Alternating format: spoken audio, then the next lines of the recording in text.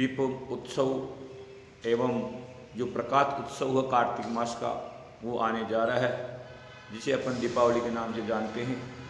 ये 5 दिवसीय जो त्यौहार है, इनको मनाने की विधि क्या होनी चाहिए और किस रोज कौन सा त्यौहार मनाना चाहिए, और मनाना चाहिए तो क्यों मनाना चाहिए। क्योंकि इस बार भी पंचांगकर्ताओं ने कुछ भ्रांतियां उत्पन्न कर दी है।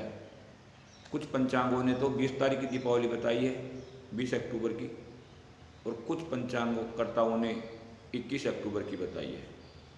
अब उनकी वो जाने किन आधार पर उन्होंने ऐसा किया है, लेकिन जो वास्तविकता है वो यह है कि 18 अक्टूबर 2025 शनिवार को धन त्रयोदशी का त्यौहार मनाया जाएगा।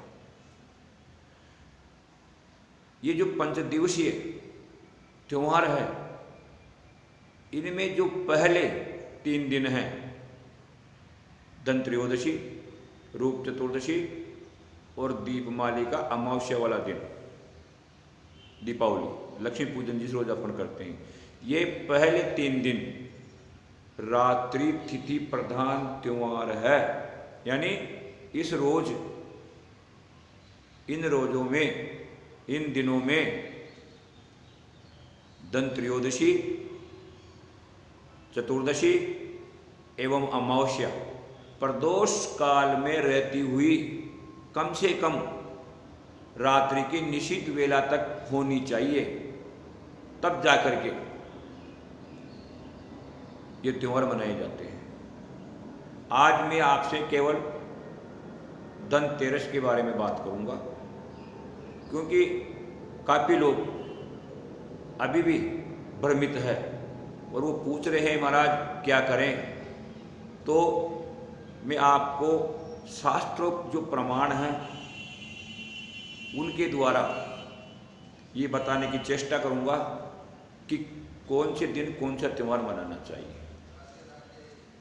मनाने का, धन त्रयोदशी मनाने का जो कारण बनता है वो कारण बताया गया है शास्त्रों में कि प्रदोष व्यापनी त्रयोदशी होनी चाहिए और रात्रि व्यापनी त्रयोदशी होनी चाहिए।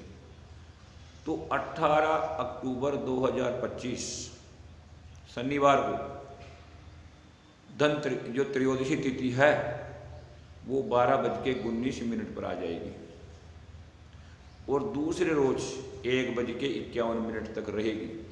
यानी 18 तारीख को प्रदोष व्यापनी भी रहेगी और संपूर्ण रात्रि भी रहेगी।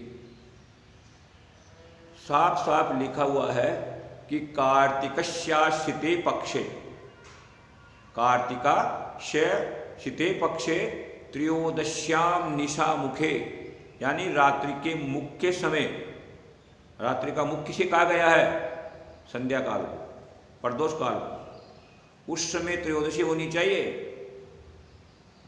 यम दीपम बहिर्दद्यात् अपमृत्यु विनिश्यति, ऐसे समय के अंदर आप यम के निमित्त अपने दरवाजे के ऊपर बाहर की साइड में दक्षिणाभिमुख दीपक रख करके यमराज के लिए दीपदान करें।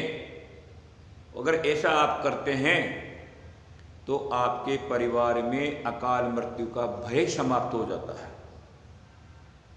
ये त्यौहार ऐसे ही नहीं मनाए जाते, इनको मनाने के कारण होते हैं। अब जो लोग 19 तारीख को धन त्रयोदशी की बात कर रहे हैं तो वो क्या चतुर्दशी में यम के लिए धन त्रयोदशी वाला दीपक जलाएंगे यम के लिए? उस समय तो चतुर्दशी रहेगी, कैसे हो सकता है?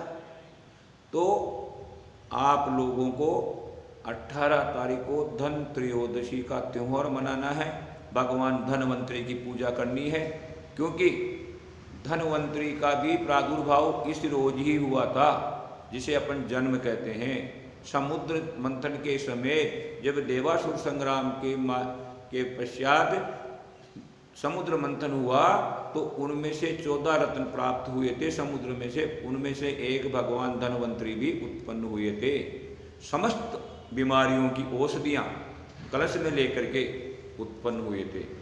तो इस रोज आपको भगवान धन्वंतरि की पूजा भी करनी है और धन्वंतरि की पूजा करके समस्त परिवार वालों की आरोग्यता की कामना करनी है।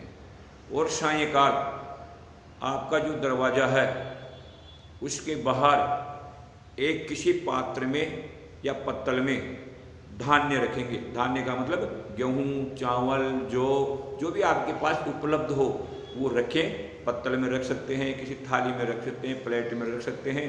और उस धान्य के ऊपर एक दीपक रखेंगे जिसमें आप तेल भरेंगे तिल्ली का या सरसों का, और जो बत्ती होती है वो उसमें लगाएंगे। बत्ती दो प्रकार की होती है, एक फूल बत्ती जो सीधी खड़ी रहती है और एक आड़ी बत्ती जिसको अपन लंबी बना करके दीपक के ऊपर रखते हैं, तिरछी। वो तिरछी वाली बत्ती लगानी है और उस बत्ती का मुख जो है ना दक्षिण दिशा की तरफ होना चाहिए।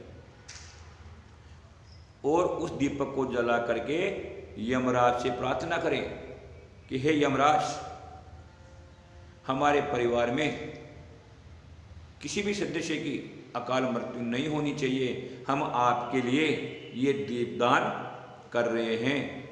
ऐसा बोल करके उस पर गंध, अक्षत, पुष्प वगैरह आप जितनी पूजा जानते हैं वो करें और करके यमराज को प्रणाम करें। बोलना क्या है आपको, अगर आप बोल सके तो मृत्युना पास हस्तेन कालेन भार्या सह त्रयोदश्याम दीपदानात् सूर्यज प्रियतामिति, कि हे सूर्यज का मतलब सूर्य के पुत्र यमराज, आप हमारे इस दीपदान से प्रसन्न होकर के हमारे परिवार के सदस्यों की दीर्घायु प्रदान करें, हमारे परिवार में किसी की अपमृत्यु न हो। इस प्रकार प्रार्थना करके आपको धन त्रयोदशी का त्यौहार मनाना है और अन्य दीपदान भी आपको इस रोज करने चाहिए। जय राधे, जय गोविंद।